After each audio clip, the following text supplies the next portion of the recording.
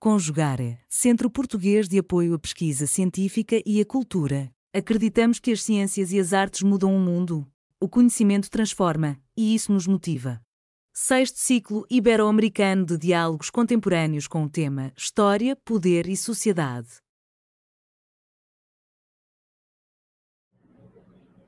Muito boa tarde, bom dia para quem estiver aí me escutando.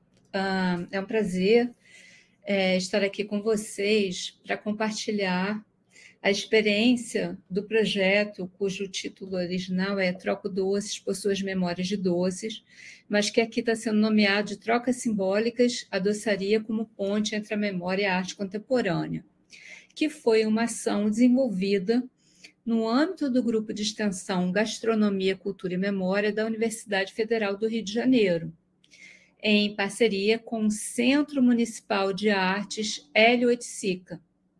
Muito bem, o projeto foi pensado como uma forma de aproximar os comerciantes do entorno do Centro Municipal de Artes Hélio Oiticica de suas atividades culturais e, ao mesmo tempo, promover a valorização da doçaria como prática social, cultural e afetiva.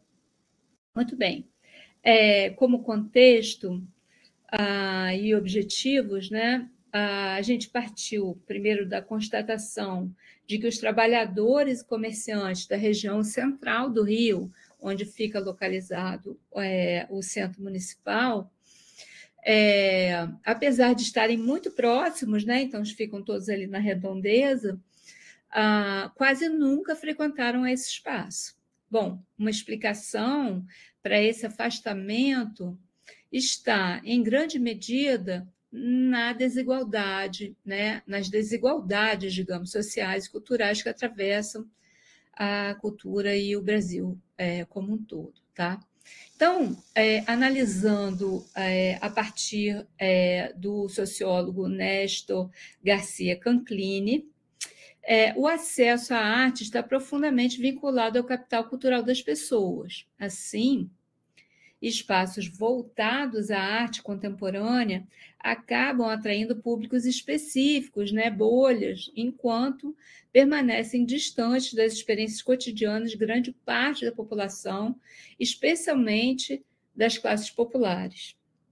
Bom, diante desse cenário, nosso desafio foi criar um elo, né, um elo viável, possível entre essas pessoas e o Centro Municipal de Artes, e nós encontramos esse elo na Doçaria Popular Brasileira, ok? Bom, a nossa inspiração foi a instalação Troco Sonhos, que foi uma inspiração tanto conceitual quanto estética, que veio da artista Ana Teixeira. Essa artista montou uma barraca de rua e lá ela colocou vários doces, né, que são chamados sonhos aqui no Brasil. Acredito que em Portugal sejam bolinhos de Berlim, não tenho certeza. E aí ela ofertava esses doces em troca dos passantes que podiam contar os seus sonhos, as suas memórias, né? Então, essa troca simbólica nos permitiu criar um ambiente de escuta, de partilha, de acolhimento, por meio do qual os comerciantes puderam contar histórias pessoais, familiares e até regionais, né, ligadas, então, à doçaria. Bom,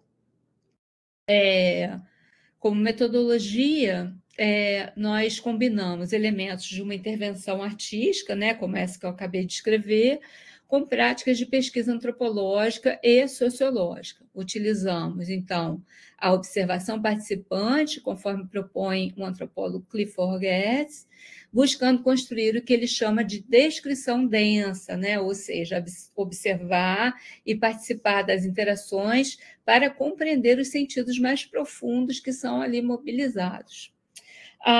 Outro teórico importante foi o Pierre Bourdieu, também, especialmente no seu conceito de hábitos, né, que nos ajuda a entender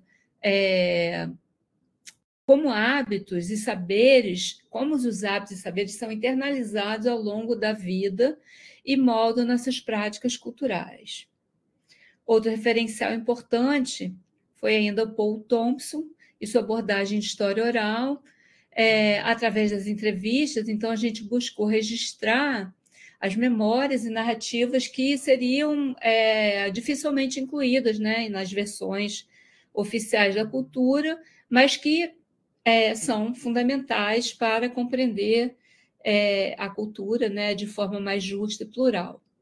Bom, nós, para realizar a pesquisa, elaboramos questionários, na verdade foram 5 questionários, e a intenção foi conduzir esse processo de escuta através desses pequenos questionários, que foram elaborados com muito cuidado, né, para serem muito leves, acessíveis e também afetivos, e capazes de gerar conversas muito espontâneas, né? Então, algumas perguntas, como qual doce marcou sua infância, ou você costumava comprar doce nas ruas, né? Conhece alguém que trabalhou vendendo doces, né? Então, foram referências, né, que nós usamos para trabalhar essa pesquisa, tá? Então, as perguntas foram ajudando a construir, então, essa espécie de escuta qualificada, né, respeitosa e também rica em nuances, né, porque as pessoas iam contando detalhes, né, de sua infância, de sua memória, né, e foi, assim, uma experiência muito rica e muito impressionante. Aqui nós temos imagens, né, de pessoas que a gente entrevistou, né, das lojas ao redor, mas a gente foi além, né? A gente acabou visitando também muitas lojas, né? Então, como a gente vai mostrar no próximo slide. Bem, então, o nosso campo, né? Nessa pesquisa, a gente trabalhou desde abril de 2023 até agosto de 2024, com uma espécie de ciclos de visitas. Nós mapeamos 66 pontos comerciais no entorno do, como vocês estão vendo aí, né? A gente mapeou esses pontos em torno do Centro Municipal de Artes Hélio Oiticica, e desses 65 pontos comerciais, 45 mantiveram um vínculo recorrente com a equipe, né? Ao longo de 12 meses, a gente entrevistou, então, cerca de 45 pessoas, estabelecendo uma presença constante nesse território, né? As trocas, então, aconteciam com muita simplicidade, a gente oferecia um doce tradicional e a gente convidava, então, a pessoa a compartilhar uma memória, né? Então, um gesto, né, que era, embora simbólico, ele revelava, né, muito sobre os afetos e os pertencimentos e também a identidade de cada pessoa que a gente pôde conhecer nesse período, tá? Alguns resultados, então, são, né, aqui, né, nós tivemos aqui cerca de 140 tipos de doces foram mencionados, né? Desses, 64% eram doces caseiros, enquanto 36% industrializados, né? Então, a gente não quis fazer uma ruptura entre uma coisa e outra, né? Deixando as pessoas falarem livremente sobre os seus gostos, né? Sendo os mais mencionados aí o pudim, né? O pudim que é feito de leite condensado, normalmente, brigadeiro, a cocada, doce de leite, o pé de moleque, a bala Juquinha, né? Que é uma bala muito famosa, o pingo de leite, que também é uma outra bala, e outros bolos diversos, né?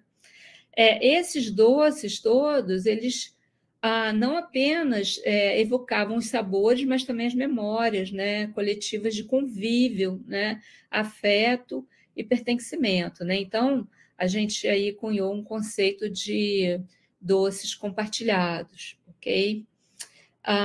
Bom, aqui a gente tem um gráfico mostrando aí a quantidade de menções, né, aos doces que a gente mencionou agora.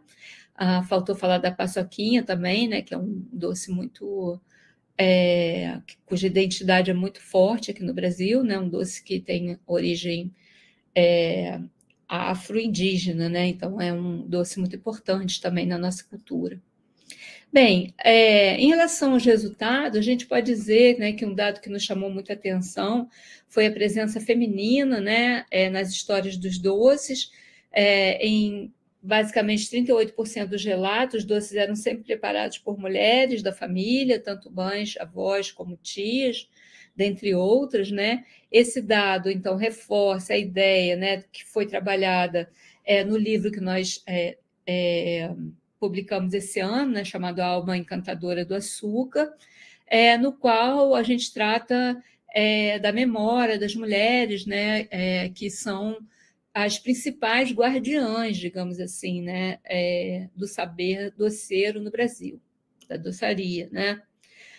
E também a gente trabalhou nesse texto com o conceito de trabalho reprodutivo, né, um trabalho que garante a continuidade desses saberes culturais e afetivos, mas que são inviabilizados, né? Invisibilizados pelas estruturas produtivas e econômicas. Bom, então, outras reflexões teóricas que a gente teria aqui para colocar, a partir desses dados, né, como que, na verdade, as teorias do Nestor Canclini, né, nos ajudou a entender como o capital cultural, né, condiciona o acesso à arte e à cultura. Também como o trabalho, na verdade, a instalação da Ana Teixeira, né, mostra como a arte pode se tornar um espaço de escuta, de encontro também. A gente pode também dizer que Gilberto Freire, né, que é o nosso grande sociólogo da doçaria, né, da Casa Brasileira, quando ele nos ensina sobre o açúcar no Brasil como uma linguagem social, né? E também aquilo que já a gente chamou atenção sobre a presença das mulheres, sobre como que essas práticas, né, por meio da oralidade e do afeto, mantêm viva essas tradições, né? E aí, então, a gente poderia dizer, né, que quando a arte se dispõe a ouvir, a acolher e a dialogar, né, ela se transforma em instrumento de inclusão, né? Então, a doçaria, como prática tradicional, afetiva e compartilhada, foi um caminho, né, que a gente encontrou para criar esse encontro entre comerciantes e arte contemporânea e o espaço, né? Por meio dessas trocas simbólicas, né, das escutas abertas, do reconhecimento das memórias afetivas, também foi possível aproximar esses dois mundos, né, que à primeira vista pareciam muito distantes. Essa experiência também ensinou para a gente que a democratização da cultura não se faz apenas com acessos físicos ou materiais, mas também com mediações simbólicas, né, que reconheçam o valor dos saberes populares. Então, a gente vai finalizar aqui, né, com muito obrigada, e agradecendo também imensamente a oportunidade de participar desse evento e também de todas as pessoas e instituições que colaboraram nesse projeto. Muito bem? Vou interromper e vou terminar a gravação. Muito obrigada. Realização, Conjugare, Centro Português de Apoio à Pesquisa Científica e à Cultura. Inscreva-se no canal, comente, curta e compartilhe. Obrigado por assistir.